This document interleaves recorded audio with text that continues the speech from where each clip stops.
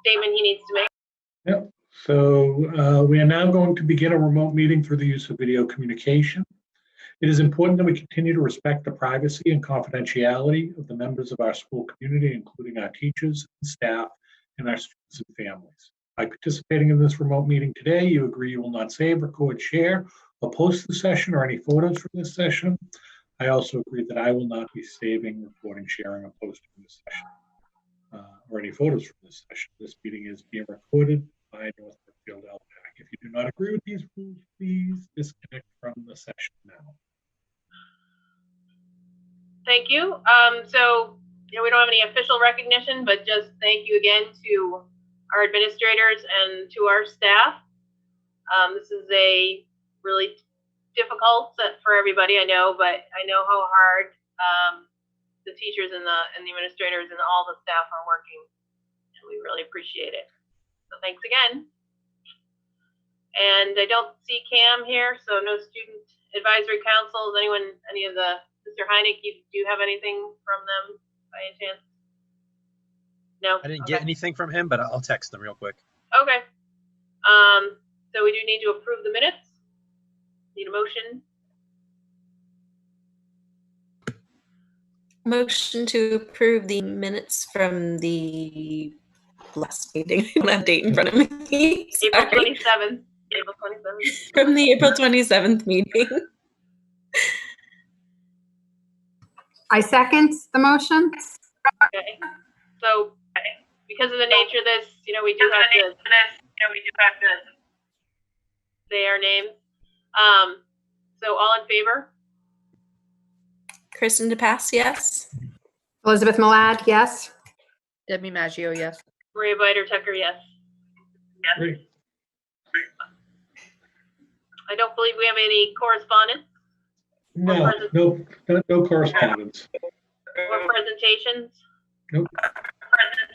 And no public participation.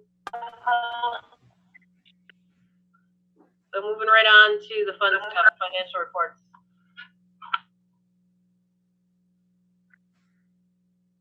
All right. So in your pack, you have the both the operating budget and the grant and revolving account. I told you last time that I would be able to give you a better sense of where we stood with our operating budget. Sheila has spent countless hours, and I've worked with her on some of those hours, not nearly as many as she has spent.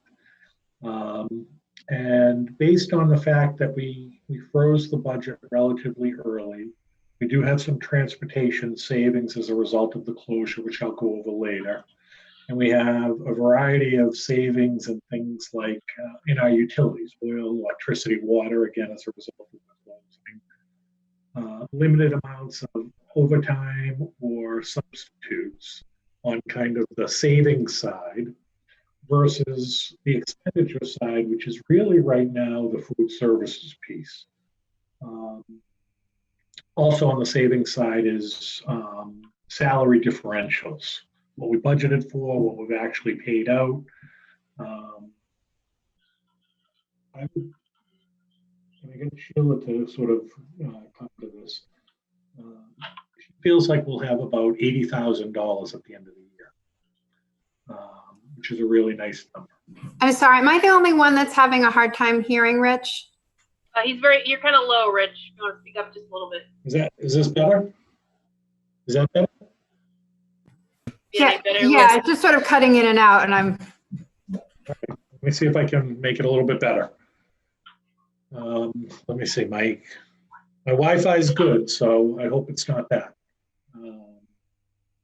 So in terms of the FY20 operating budget, just to repeat, I feel like, and Sheila feels like, we probably will have approximately $80,000 at the conclusion of the year in unencumbered funds.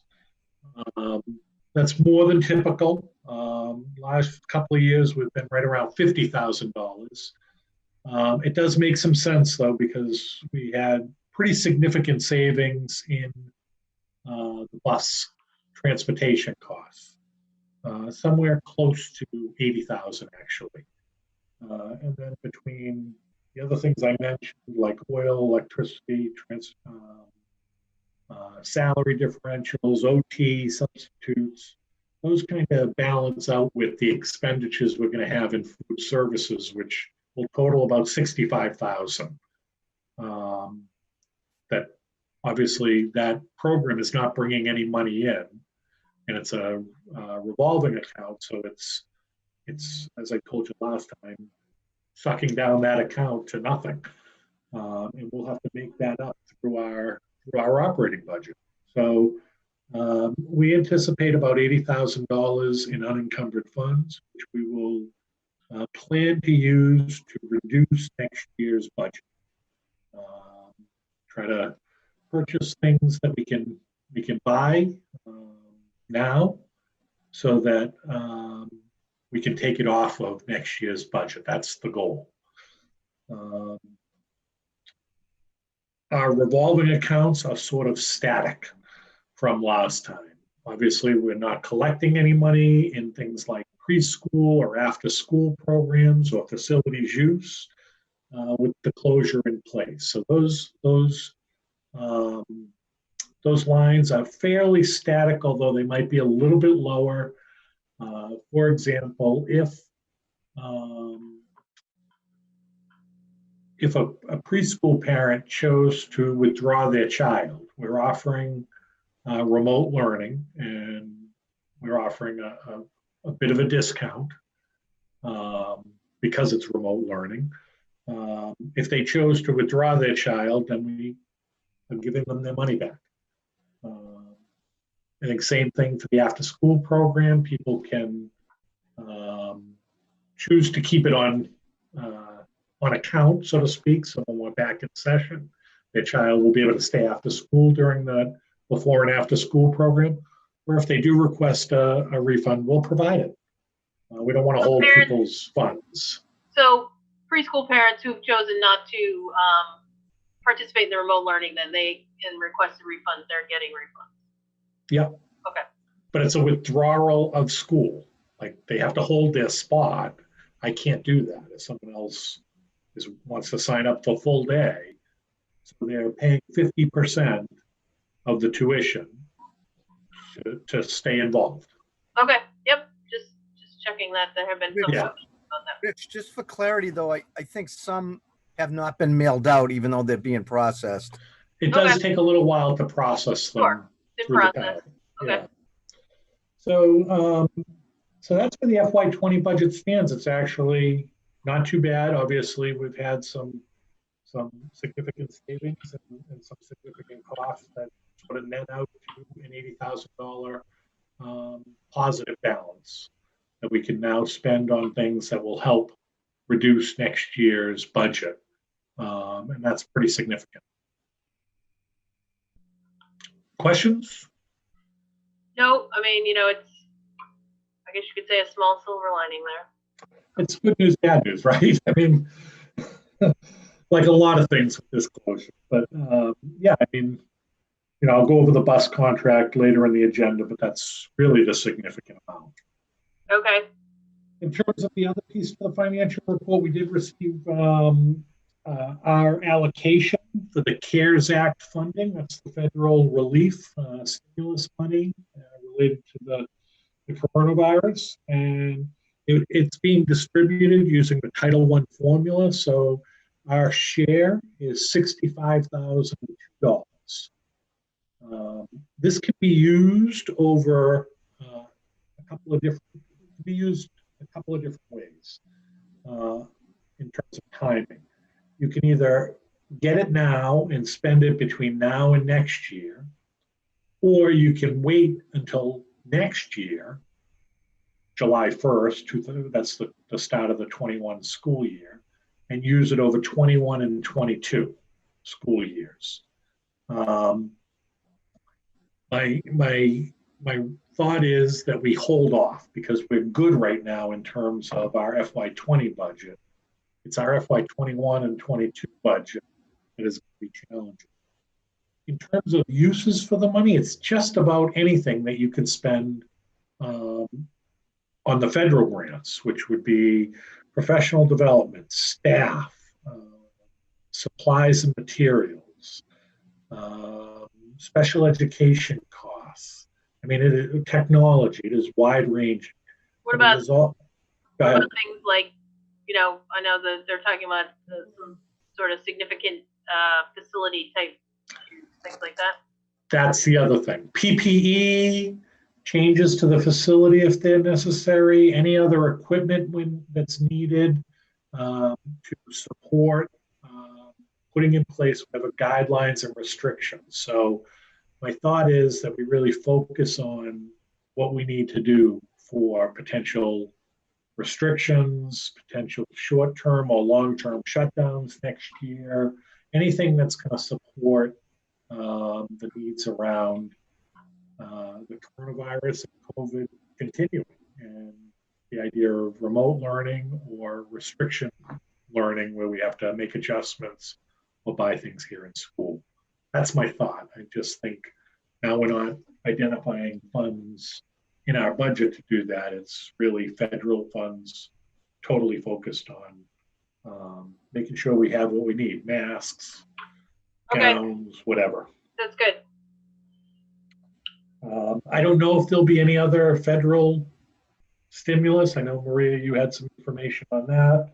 Hopefully more will be coming. Right. I guess there's another potential package. I didn't have a chance to research it today, but we'll see what happens. Yeah, and I know they've talked about it. In the news that you hear, there's discussions and whatever, and I'm sure we'll hear more. But that's the first round, and it's a nice piece of funding to help us with the things that we need.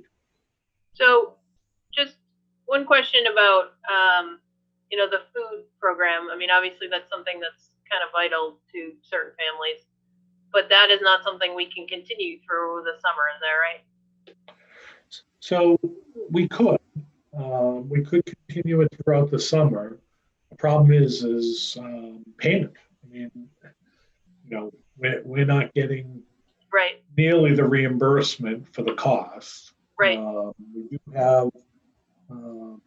We are bringing in some money because we're up to, about 60 to 80 meals per day at about $3 a meal. So we're getting that in reimbursement, which is nice. But anything we can't pay for out of the revolving account comes out of our operating budget. So that's one piece. And the second piece is we need to have staff. Right, and our staff doesn't work during the summer. So we'd have to make a deal with them to work the summer. Right. And so that would incur some costs, additional costs. Okay. Certainly we can monitor it, and I can talk with the staff and see if they're even willing, but we can go from there. Sure. Okay. So that's the financial end. Anybody have any questions? Moving on. Anyone else? No questions? Okay. Okay. Moving on to my report. So graduation, I've met along with Mr. Hynek and Mrs. Powers, Mr. Panucci. It's like when you move your head, Rich, you're going in and out when you move your head. All right. See if I can adjust here. Is that better? So far, yep. Okay. All right. So Mr. Panucci, Mrs. Powers, Mr. Hynek, and I met with the parents of the senior class, all in one meeting. We talked about potential ideas for graduation. I shared those with the school committee. After that meeting, we did a survey, and not surprisingly, parents and students prefer some type of in-person graduation, even if it's kind of the drive-through type. They would prefer not to wait till later in the summer. Some of the members of the class are moving on. They're going into the military. They're moving away, whatever it might be, and waiting till the end of the summer didn't appeal to them for that. Doing a virtual graduation has some appeal, but not nearly as much as the in-person, and they would take it if that's the best they could do. But they would much prefer to have something in person. I don't blame them. So I have shared the two ideas for in-person graduation with the Board of Health. I've had communications with the Board of Health, and we're looking to plan a meeting in the next couple of days to review those plans and get their feedback, and hopefully sort of a preliminary blessing, because if they give us a blessing to move forward with any of those, either the drive-through or the in-person kind of socially distant graduation, we would have to provide them a much more detailed plan. Which then So did that, I'm sorry, I don't know what's happening with your mic. It's like that whole part where the Board of Health will have to provide them with something. That was missing. Okay, so the Board of Health, after we meet with them, if they sort of on a preliminary basis approve the one of those plans, we would have to provide them a written detailed plan of how we'll do graduation, which then they would need to approve. Okay. So I'm going to meet with them. I'll when I have the date, I'll make sure that Ms. Hynek and Jean join me, and we'll go through those plans with the Board of Health and see what they say. And if they give us a verbal, this one sounds like we can do, then we'll work on a date, a time, and all the steps and things that we would have to put in place. So just out of curiosity, do you have a date that you sort of like a couple of dates that you've kind of blocked out as a possibility already? We don't right now. I wanted to find out from the Board of Health what they would approve. They were waiting for the governor's right. plan, so Sure. that came out today. Right. My recommendation, at least what I'm hearing from other superintendents who are planning any type of drive-through, some of the things they've talked about is trying to plan it for like a Friday so that you have Saturday and Sunday as rain dates, so that you Sure. can set it up for one weekend. Yep. So There if you get rain on a Friday night, you can do it on Saturday. If you get rain on Saturday, you can push it back to Sunday so that you're not doing it on a Sunday afternoon. And if you get rain, what do? Wait till the next week, and all the coordination of personnel and people. So, Sounds good. that's where that's at. I think the next step is just wait to hear from the Board of Health in the next couple of days and set up a time with them. And then we'll have more information from there. Okay, very good. All right. So next is the Regionalization Study Committee, which is proceeding on at a frantic pace. Actually, we've got 4 or 5 meetings, and we have subcommittees working to gather data and information from our own district and from 3 districts that we put in the grant as potential partners, Quabbin, Quabog, and Spencer East Brookfield. So lots of information is coming in. We're planning on sending out surveys very soon. So staff and parents and community members should be looking out for that, those surveys very soon. And again, the whole idea is to gather some data, gather information, look at the research, and really decide what is best for North Brookfield based on those things in terms of regionalizing, not regionalizing. If we regionalize, who should we regionalize with? So this is really important work that 18 very dedicated folks are doing. Working very hard at. So we are proceeding at a very quick pace. I'm really excited about the work folks are doing. Okay. Good. Next, FY21 budget update. I believe the committee is aware, I think I sent this to you folks, that on Thursday night we have our tri-board meeting.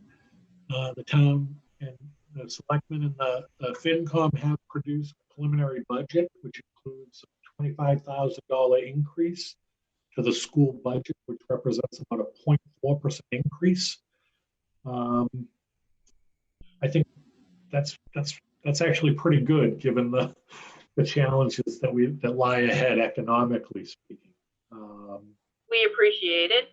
What it does do, though, is put us in a position of having to reduce our current proposed school committee approved preliminary budget by about $358,000. And that's going to be very challenging, but I got to be honest, I'm looking at what we can do and believe we can get there. And here's how. If we need $358,000, I told you earlier, we have about $80,000 in unencumbered funds that we can spend now out of FY20 and reduce next year's budget. I think I also informed you that we received communication from the state that our extraordinary relief application was approved. It wasn't approved for the $178,000 that we had put in for. It was approved for $139,000, and that's because they funded it at a lower percentage. Usually it's funded at 75% circuit breaker. This was funded lower. I don't recall the actual percentage it was funded at.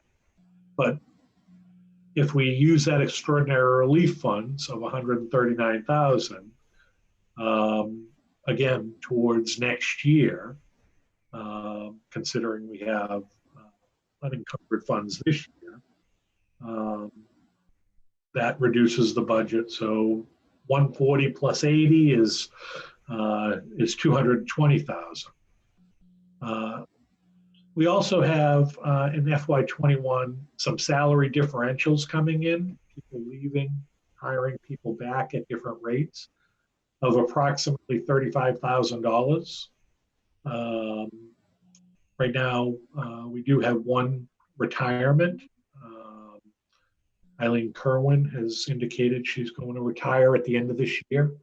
Preschool teacher who's been with us for 10 years. And then the last piece to this puzzle is really just a wonderful, positive kind of thing to share with the school committee and the community. I met with Mr. Surratt and Mr. Rigney, members of our executive board for our teachers union.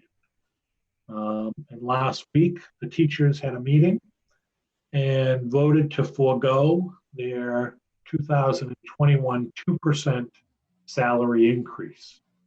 That translates to approximately $80,000. Obviously, there's some legal work to do on this in terms of an MOU that would, or a side letter that would allow us to do that. The union has voted on that. The school committee would have to vote on that. There are some things in there that we should go over, and I would recommend we go into executive session to talk about it at the end of the meeting. But again, if that is something that we can do, then that would contribute to reducing next year's deficit. And on the same light, members of the administrative team have also chosen to forego their salary increases, and that totals approximately $19,000. So if you add all that up, that actually comes out to pretty close to $358,000. Among some other things, we have other grants, small rural schools grant is coming in. We also have the rural school aid. We still have money left from this past year. We got whatever it was, $33,000 from that. I think we still have $13,000 of that. So we have some funds that will carry over that we can again apply to next year without reducing any staff at this time, which is great because unfortunately many districts are looking at reductions in force, riffing people getting pink slips, hopefully being hired back. If all that comes through, we would be able to get through next year without doing that. Just an example of how much our staff and administration do actually care for our students in our community really appreciate the fact that, you know, that was an idea that came from the union. It didn't come from us. And recognizing what a really serious financial situation, not just North Brookfield, but the entire world is in right now. So thank you very, very much. It really does obviously make a huge difference for our students, which I know that's what you all think of first. So. And I saw Rich Rigney was in the meeting at one point. I don't see him now, unless I'm just missing him. But Mr. Rigney, who's a member of the executive board, was in the meeting, but I don't see him now. Thanks to Mr. Rigney, Mr. Surratt, for bringing that forward to the union, and also thank you to our administrators as well. We do appreciate that. So between and amongst all those sort of pots of money. Debbie's got her hand. No, she doesn't have her hand up. Okay, never mind. She's clapping. It's this new thing I found. It's very exciting. Okay. Well, there was an excitement sort of live emoji. So between all those pots of money, I think we could actually. Okay, we're not calling it pots of money because it's a wonderful gesture on all of your parts. It's unfortunate that you have to do that, but you know, and we really appreciate that, and it'll obviously make the difference for FY21. So there is some work to do in those two areas, the admin increase and the teachers increase, but you know, the other sort of areas of extraordinary relief, unencumbered funds, and salary differentials. And that gets us to our 358,000 to reduce. That doesn't mean it's great. I mean, I wish we, instead of having to expend them on sort of typical budget items, we could be buying some, you know, some of the things that we haven't been able to do, technology, and supplies that we cut. It means that we're not going to lose what we have. That's true. A lot of districts are, in fact, going to lose things, and so we at least will go into next school year not having lost and having to cut. So that's exactly right, Maria. That we will not lose any more staff. Again, if this all works out, right now that's how the math is working out. So that's pretty exciting, actually, given the economic state of affairs. And we're very, I say it again, thank you very, very much to all of you for making that decision and that choice. So, moving on. Moving on. So administrator contracts, just an update. We had several administrators whose contracts have expired or will expire at the end of this year. Gene Powers, whose contract is later in this agenda. Marty Shaw and Steve O'Hara as well. And Sheila LeBlanc. So I have worked with them to do their next contracts. I have forwarded those to the school committee. You don't need to approve them, but you'll be aware of them, and we'll be funding them in the budget appropriately. But those folks have done excellent work, and I'm excited for them to continue on in their roles. And then the last piece is, by contract, I need to inform you. Again, it's not something you need to vote on, that if I have carryover or redeeming unused accrued vacation days, that I will be doing that. I'll be doing 5 of each.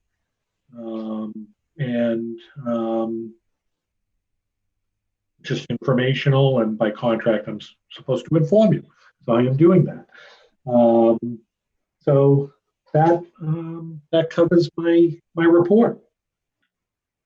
Okay, so we are going to have an executive session at the end of this to talk about the teacher's contract, and we can briefly touch on those as well. And then next month we'll be able to vote on all of that. Correct? Yeah. Yep. So moving on to the administrators, Mr. Heineck. I hope your children are asleep now. So. No, the wife actually came home, so I am good right now. Well, aren't you lucky that you came home? Yes, just in time to put them to bed. But I can hear running back and forth, so it's the witching hour, if you will. So You guys have the report. Again, I just wanted to, we've gone over with parents multiple times, gone over a remote learning plan, gone over the grading policy. And then, you know, I think the biggest thing for us is we're still prioritizing our connection and our relationship. We want to make sure that all the students feel supported. This past week, we actually started a Friday home visit plans. So we're actually, myself and the stat team, Mr. Keller, Ms. Sears, and Nurse Floyd, will be going around to, you know, as many students as we possibly can.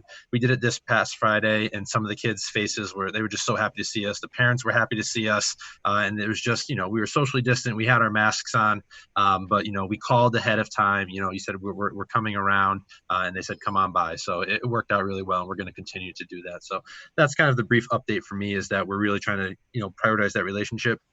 We're also thinking about 8th grade step up. Obviously, Rich filled you guys in on graduation. Once we get any kind of guidance from the Board of Health, then we're going all in planning, try to make this as special as we possibly can for the kids, because again, they deserve all of this and none of this is their fault. So that's kind of where we're at the high school, is just trying to maintain those relationships with our students. We're keeping track of their progress, the days that they're working, who they have contact with. Our advisory teachers are reaching out no matter what, once a week, if they find a student who's only submitted or turned in maybe one assignment, and not to all of the teachers. So we're really staying on top of all the students and keeping track of how they're doing and what they're doing. So for me right now, again, I have nothing but praise for the teachers who have literally changed everything they know about teaching to make it work online. So kudos to them. Thank you very much. Good to hear you're staying in touch with the students or making the effort. Mrs. Priestley. Hello, everyone. Am I coming through okay? I've had some problems with my microphone today. Yeah, you're fine. So I will echo Jason's sentiments that our staff have been amazing at reaching out to families and connecting with kids. There has not been a single family that we have not at least heard from and have worked to support them at varying levels of need. So I'm really proud of the work that we've done. I also wanted to just put out there that I had sent a parent survey as well as a student survey to get some feedback on the remote learning plan. So if any families have not yet filled out that survey and want to, the survey was emailed. It's also a link on Facebook, and the student surveys are all on their Google Classroom, so you can find them there. We are also looking at a promotion ceremony for our 6th graders. So we're going to be getting some information out to the 6th grade families as far as what we might do for a promotion. Typically we do a 6th grade barbecue, which won't happen this year, but if we could do something virtually and maybe something more in person in the fall, we're exploring all options at this point. So that's it for me. Thanks, Mrs. Priestley. Mr. Minucci. Hey guys, I have 3 things that I'll go over real quickly. The big thing for me right now is extended year services. We've gotten limited direction from the department on what we can do for extended year services, but I'm enlightened by today's call with the governor in that he talked a lot about camps. So if within the next week or 2 we hear that we can do an on-campus extended year school, we will go forward with that. So I have 2 plans in place. All the postings have gone out, and I've gotten applications in just about every single area that we need to hire. We will be sending letters out at the end of this week. I'm hoping to have some clarity and definitive, whether we're doing remote or on campus for the extended year service. But we're getting there. I mean, today was much more positive for having it on campus. We also did, and this was a huge undertaking, we did individual remote learning plans for every single student that's on an IEP. So Mr. Lynn did a lot of work on the district side. So we incorporated some of that, but then we, per DESI's instructions, we customized them for each student that's on an IEP. So we've really outlined clearly what the expectations are from the providers, service providers, what the expectations are from the classroom teachers and the special education services in general. And those if parents haven't got them, they'll be getting those this week as well. We just finished all of them. Again, we did every single student in the district that is on an IEP. And the last thing, just Mr. Lind already mentioned it, but we did a very thorough job, my department, for extraordinary relief. So we were pleased that we were, we got a reduced percentage, but it wasn't because we missed something. It was because they reduced the amount of aid. And we also did a very thorough job on the special education increments. So the town and the district will be we didn't leave a stone unturned there. And there should be some more money coming back to the district there as well. So I just want to reiterate that this has been a difficult year from a financial standpoint, but I want to praise everyone in the district for working with my department to get things on track, in which has been a very, very difficult year financially for us. Yeah, I mean, from what you and Mr. Lynn told me about, the application in particular for the extraordinary relief, they don't make it clear or easy, and I appreciate all the work that you put into it. And that is a good amount of money that's going to help a lot for us. Yeah, I will tell you, Mark and Melody Spence, when he says, my department worked hard, Mark and Melody, and with some help from Sheila, worked endless hours to get that extraordinary relief done. They have to go through lots of different steps, and every sort of page and corner of student IEPs to make sure it's submitted properly, and they did a fabulous job. And we appreciate it. Thanks a lot. Thank you. And Melody, who isn't here, but thank you. Thanks, Rich, for bringing up Melody. Thank you. Ms. Powers there. Hi, everyone. So the main thing that I wanted to talk about in my report is the power standard spreadsheet. So last month I reported that the state was going to put out what they considered as their power standards for each grade level and the 4 core content areas. So we created 2 spreadsheets, one for the junior, senior high school, one for the elementary school. And teachers are working with the principals to indicate which standards they've completed this year to a certain degree. So we're doing like a check plus, check minus, or the 0 for they haven't addressed it. And then we're just asking folks to take a look at those zeros for those standards and see what they can incorporate now during remote learning. And I think it's a really great task that we did, because I think it's a tool that we're going to be able to use in the future and be able to reference when we're looking at curriculum and looking at standards and what people are teaching. So we've created a document that we'll be able to continue to update and look at and see what we're addressing each year. So that's the main part from my report. Thank you. And just to clarify, if a teacher marks down 0, did not introduce the standard, it's not because the teacher did anything wrong. It's because, maybe there was planned to be introduced in mid-April, right. And we weren't here. So right. I just want to make sure folks know that, we were only in school about 2/3 of this school year. And so getting to everything, and we're going to try to use that to help prepare teachers next year, because they'll know if they're a 2nd grade teacher, they'll be able to see what 1st grade standards were taught really well, which ones were just touched on, and maybe standards that weren't addressed yet. So it's a really powerful tool, especially given the school closure. Yeah, I think it sounds like it will be really helpful, especially going into next year. And that, I think most people understand that this isn't regular school, so everyone's doing their best, and both kids and teachers. So,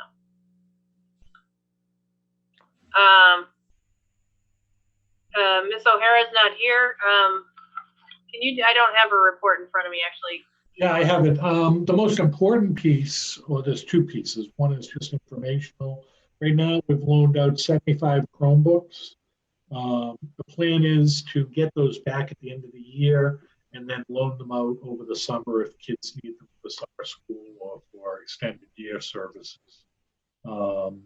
We just want to get them back, go over them, make sure they're in good shape, do any repairs, etc. The second piece is we have been approved for our E-rate grant. As you recall, in our budget, we have a bunch of sort of back-end network stuff that needs to happen, hives and access points that we need to make our buildings connect better. It's about $55,000 worth of purchase and paying for people to do this work. The federal government will pay 70% of that. So they'll be paying for 40-something thousand of that 55,000. From our budget next year, we'll cover the rest. But it's a really important step. This is a prior program that existed, right? So E-rate has existed for a number of years, but it's a yearly grant program. Right. Yep. What my question was, because I know that I've heard conversations, there are, plenty of areas, including in Massachusetts, where there is not, whatever the coverage they need, that there's conversation about funding things like that as well. But this particular program was already existing. Yeah, they have this program. It doesn't cover those things yet. It covers like our municipal and school buildings, networking and just the back end stuff to make a Wi-Fi network work. It's a great thing, and I'm sure Mrs. O'Hara had to do a lot of paperwork to make sure that we were. So 3 out of 4 of her E-rate requests have been approved. We're just waiting for the last one. So that's very good news. Excellent. And then Mr. Shaw has his guys in. They are doing. Mr. Shaw's here. So. Is he here? He's there. Go ahead, Marty. Hi. So, you've got the report in front of you. I don't have it printed off in front of me, but we're working, and between some are doing summer cleaning, some are doing those projects that we haven't been able to get to, starting some painting in the elementary, doing a lot of grounds work outside, which I took a couple of days off here, and tomorrow be ready to hit the road running to get that going. And so we're in good shape for the shape we're in, and just need to find out what are all the new normal's going to be for hopefully opening up school, and what my staff and I'll have to do to get that prepped and ready to go. All right, great, thank you. You're painting some more of the wood paneling, right? In elementary school. Oh yes. Yay. Yay. All right, thank you. So our next is any old business, I think? Yeah, old business. I have a FY21 calendar update.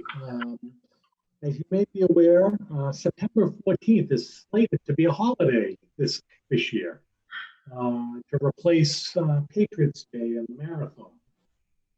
Although it has not been approved officially yet, the Commission of Education has said you should plan on having your calendar adjusted.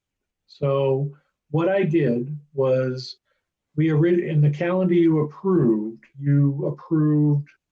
Friday, September 4th as a no school day to make it a long 4-day weekend around Labor Day. Rather than changing the whole schedule around, I removed Friday, September 4th as a holiday, as a no school day, and I moved that no school day to Monday, September 14th. It doesn't change anything else other than that Labor Day weekend is now a 3-day weekend instead of a 4-day weekend. And Monday, September 14th is a no school day because it looks like very soon it's going to be voted a state holiday and we'll have to change it anyway. So I am recommending that the school committee approve the revised FY21 school calendar with that change. Okay, we need a motion then. If there aren't any questions or anything.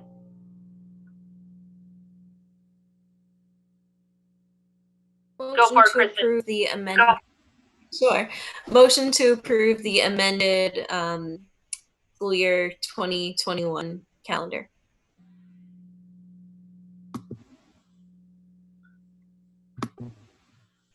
I'll second. Sorry, Elizabeth. I feel like we're playing Jeopardy. I clicked in.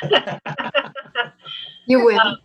Okay, so once again, all in favor? Kristen DePass, yes. Elizabeth Malad, yes. Debbie Maggio, yes. Maria Biter Tucker, yes. Excellent. Passes 4-0. And I will get this out to folks because we'd already posted and sent it out to staff and parents. So I'll send this out tomorrow.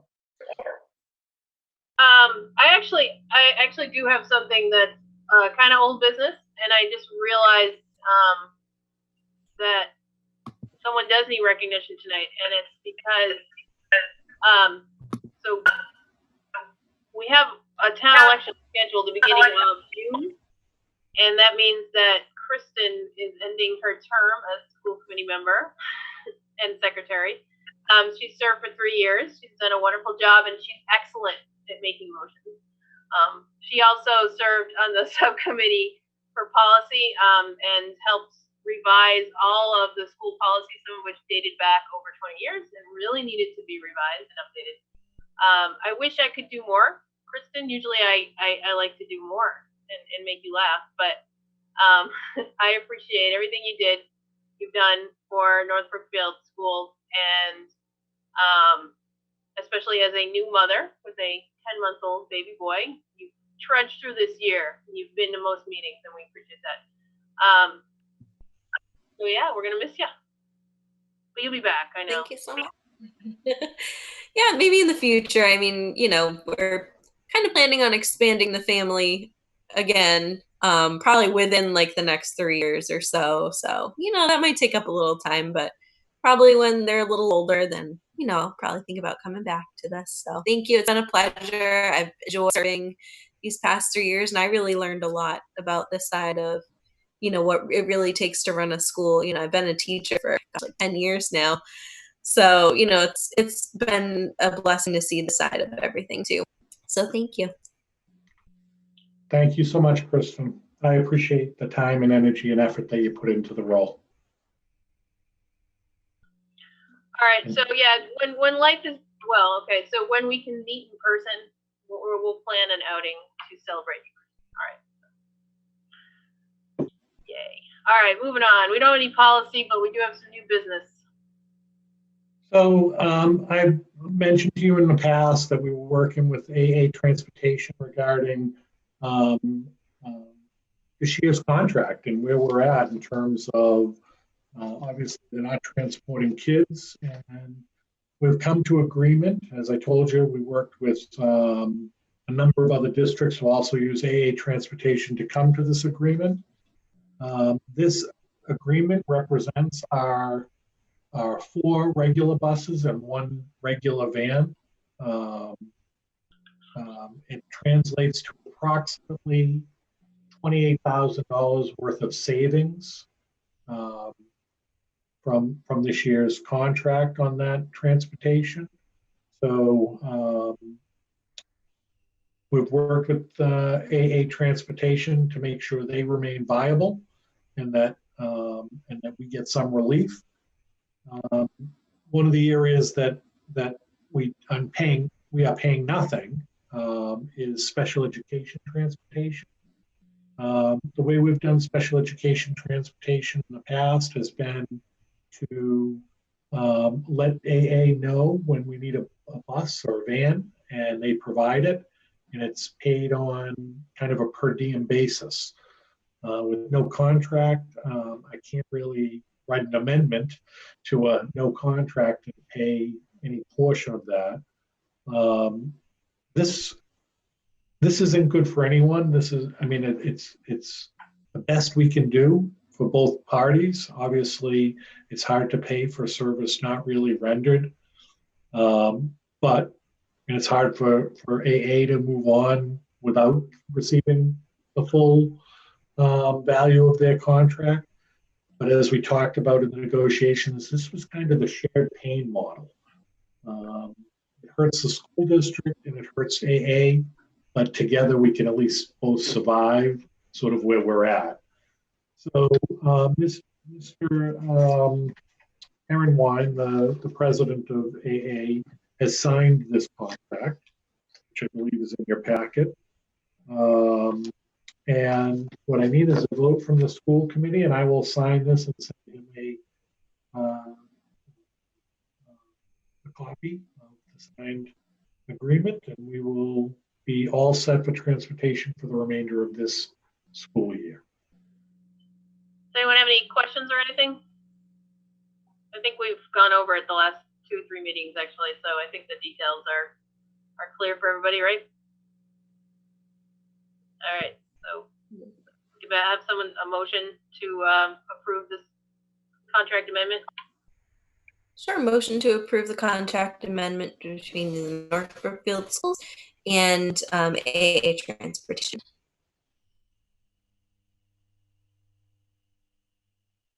I second the motion. All in favor?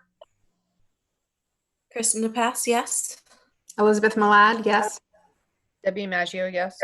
Maria Biter-Tucker, yes. Excellent. Thank you so much. That passes 4-0-0.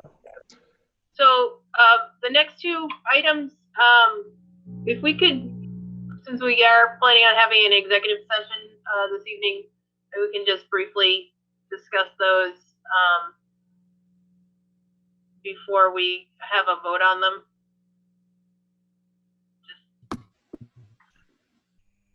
Just to have the group discuss it, that's all.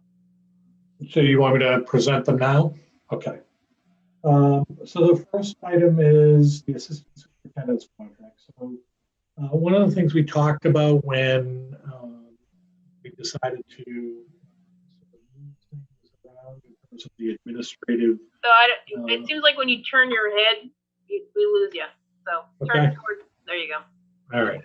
So this was the result of our conversations when we were doing the administrative changes, the elimination of the high school principal position.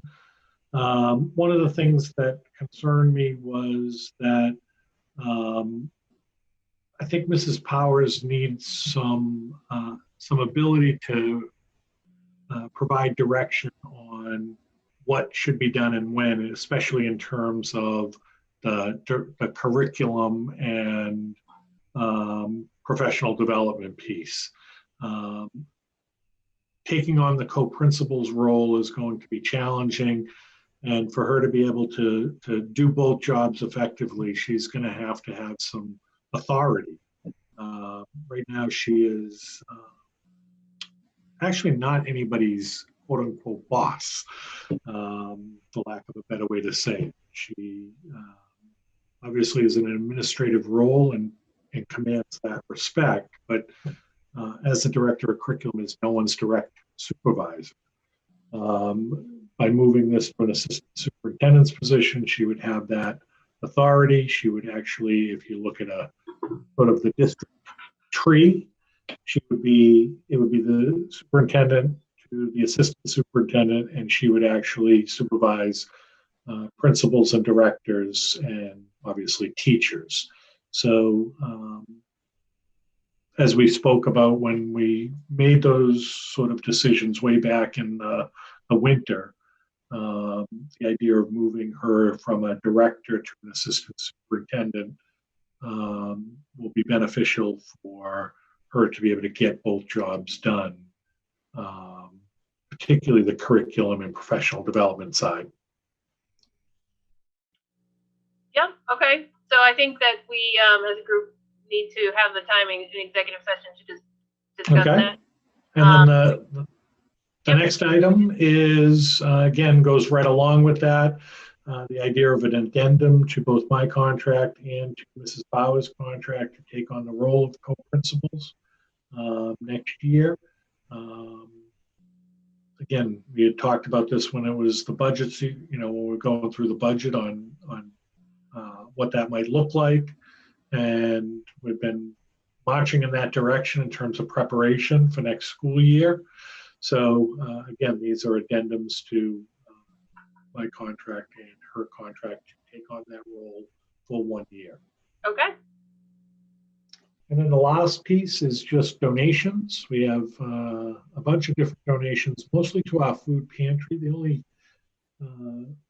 only reason I'm putting these on here is when we get cash or gift cards, I'd like the school committee to approve them just to document that we received it, and so that it's because they go into our activity accounts and we account for everything appropriately. But I have not asked you to approve when someone donates food or product, because those come into our food pantry and then go right out. But when they donate either money or gift cards, I just feel like it's important, Sure. to document it. Yes, and I mean, so let me just say before we approve the cash or the financial donations is that our 2 food pantries, one for the elementary school and one for the high school, very, very generous donations from people in our community and from groups and religious institutions. We really, really appreciate everybody's donations. It's made a huge difference.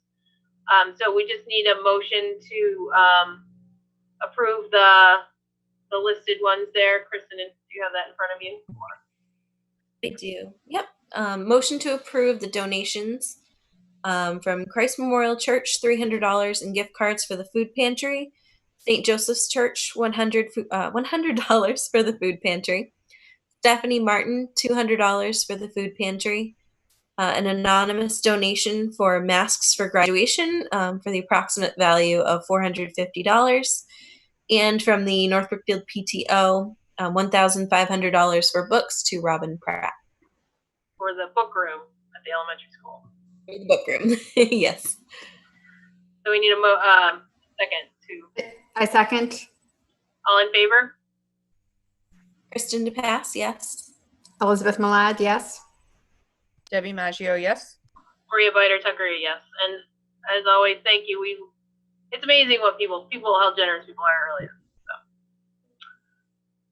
So we're done with the regular meeting. We do need a motion to go into the executive session. Sure. I think I'm still on, right? Yep. Yep. Move to. Are we coming back to regular session, or are we adjourning after? We just clarify We're gonna that. adjourn after. Okay. Motion to move into executive session to discuss strategy with respect to collective bargaining or litigation if an open meeting may have a detrimental effect on the bargaining or litigation position of the public body and the chair so declares. And then we will also adjourn the regular meeting at the conclusion of the executive session. Need a second for that? I second everything that Kristen said. All in favor of this one? We actually do need to say our name. So. Elizabeth Kristen DePass. Sorry. Go ahead, Elizabeth. Elizabeth Malad, yes. Kristen DePass, yes. Debbie Maggio, yes. Maria Biter-Tucker, yes. Okay. All right, just Thank as a you. matter of sort of things, I'm setting up a breakout room